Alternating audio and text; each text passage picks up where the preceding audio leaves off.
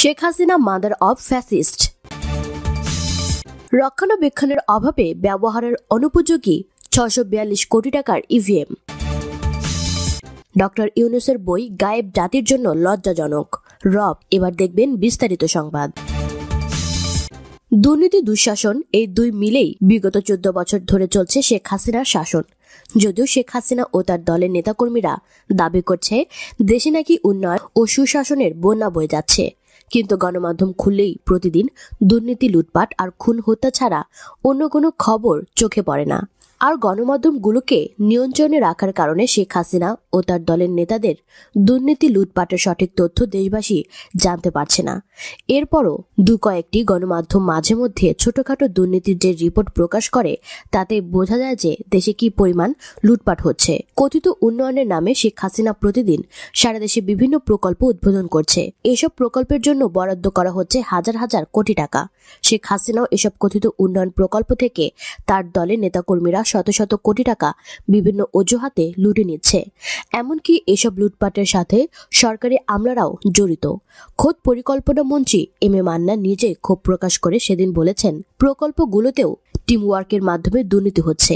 এসব প্রকল্পের দুর্নীতি নিয়ে প্রায় প্রতিদিনই গণমাধ্যমে প্রকাশ হচ্ছে, কিন্তু শেখ হাসিনা এসব নিয়ে কিছুই বলছেন না। মনে হয় যেন তিনি নীরবে সম্মতি দিয়ে যাচ্ছেন। এরপর দেশের সবচেয়ে দুর্নীতিগ্রস্ত খাত হচ্ছে বর্তমানে স্বাস্থ্য খাত। এখানে দুর্নীতি, লুটপাট এখন ওপেন সিক্রেট। স্বাস্থ্য মন্ত্রণালয় ও স্বাস্থ্য অধিদপ্তরের পিয়ন থেকে শুরু করে সচিব, মহাপরিচালক, মন্ত্রী সবাই দুর্নীতি, লুটপাটে জড়িত। এই স্বাস্থ্য খাত এখন দুর্নীতির আখড়া। এখানে সবচেয়ে বেশি দুর্নীতি হচ্ছে সরঞ্জাম কেনাকাটায় ও টেন্ডারে। এই করোনা চলাকালীন সময়েও প্রত্যেকটি মেডিকেল কলেজ ও হাসপাতালে দুর্নীতির মহোৎসব চলছে। একটি গণমাধ্যম সূত্রে জানা গেছে, national institute of neuro sciences ও হাসপাতাল কর্তৃপক্ষ ২৫০ টাকার একটি সুই কিনছে ২৫,০০০ টাকায়, ৪০০ টাকার একটি টিস্যু ফরসেপস কিনেছে ২০,০০০ টাকায়, ৬০ টাকার প্রসবের ব্যাগ কিনেছে ১,৩০০ টাকায়। এভাবে তারা আরো অনেক পণ্য কিনেছে।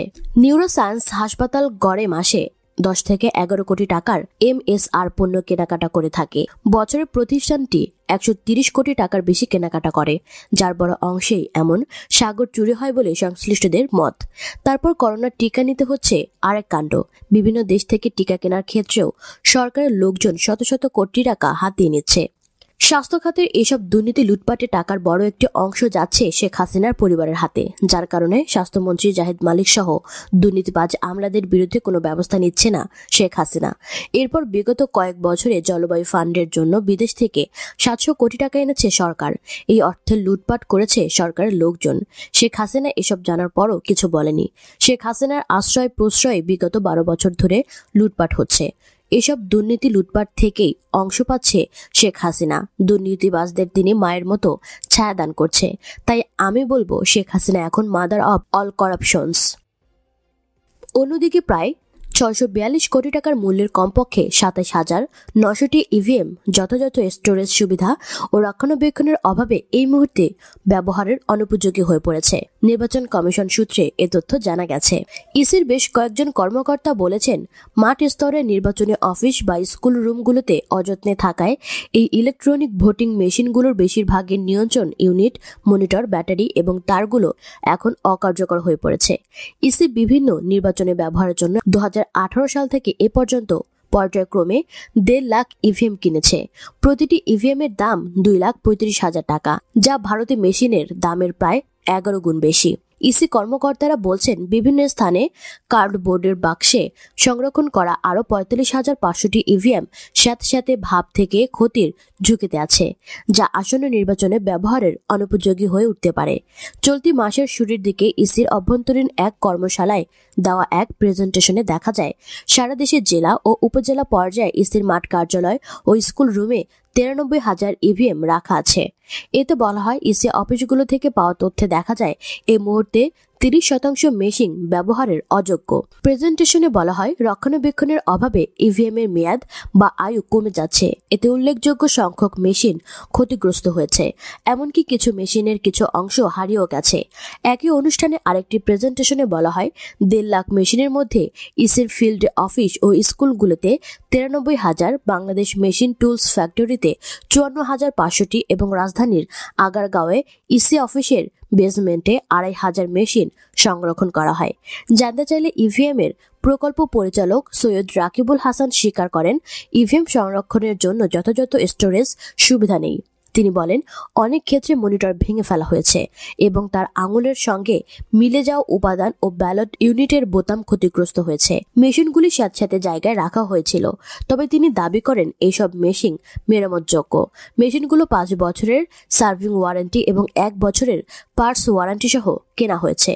আমরা ইতিমধ্যে বিএমটিএফ এর কাছে 10,000 ইভিএম চেকিং এর জন্য পাঠিয়েছি, তিনি যোগ করেন। রাকিবুল আরও বলেন, এসব মেশিন যদি ঠিক করা যায় তাহলে আগামী নির্বাচনে ব্যবহার করা হবে। ইসির অনেক কর্মকর্তা মেশিনের ক্ষতির জন্য ইভিএম স্টোরেজ গাইডলাইন না থাকাকে দায়ী করছেন। ভারতে ইভিএম স্টোরেজের উপর একটি ম্যানুয়াল আছে। এতে বলা হয়েছে, স্টোরেজের জায়গা স্যাঁতস্যাঁতে ভাব, কীটপতঙ্গ, ইঁদুর, জলাবদ্ধতা এবং ছিদ্রমুক্ত হওয়া উচিত। সঠিক বায়ু চলাচল ব্যবস্থা থাকা উচিত। ভারতীয় নির্বাচন কমিশনের ওয়েবসাইটের মতে, যখন নির্বাচন থাকে না তখন ইভিএম এর স্টোরেজ ট্রেজারি, জেলা সদর বা স্থানীয় পর্যায়ে থাকা উচিত।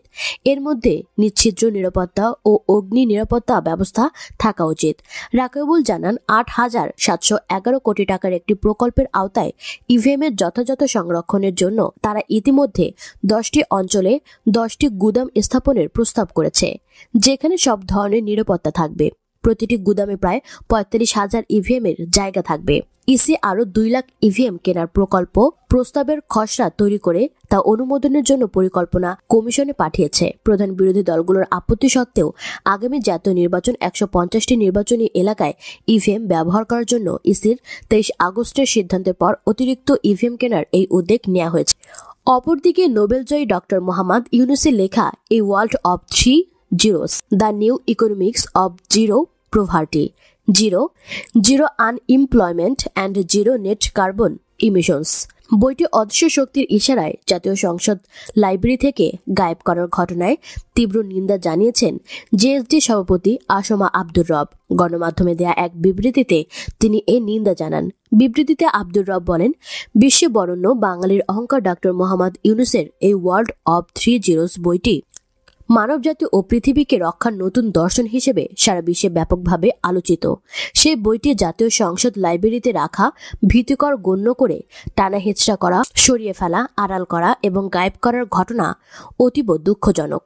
তিনি বলেন, প্রফেসর ডক্টর ইউনূসের এই বইটির বহু দেশে বহুল পঠিত ও প্রশংসিত। তিনি ক্ষুদ্র ঋণ ধারণাও প্রবর্তক। ডক্টর ইউনূসের বই বাংলাদেশে নিষিদ্ধও নয়, এমনকি ধর্ম, রাষ্ট্র এবং গণতন্ত্রের সঙ্গে সাংঘর্ষিকও নয়। সরকারের অন্ধ